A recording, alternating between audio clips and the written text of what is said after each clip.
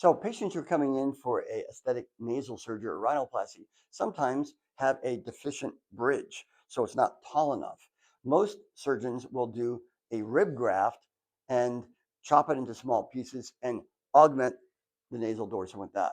However, one of the best ways to do it is get a manufactured nasal implant. We have the implant stop before the nasal tip. It's actually manufactured, so it's nice and perfectly smooth. It's perfectly straight. There's different sizes and beveling. So it's an excellent procedure, and you don't have to go and do surgery on your chest, putting a scar on your skin of your chest cavity or abdomen to take the rib to be used. So using nasal implants really has revolutionized nasal surgery. The number one place in the world for that is Asian countries like China. They're a lot deficient. So Asian population, black population tend to have a very deficient bridge to the nose. Putting implants in there makes a very safe and easy technique to optimize nasal appearance in that population.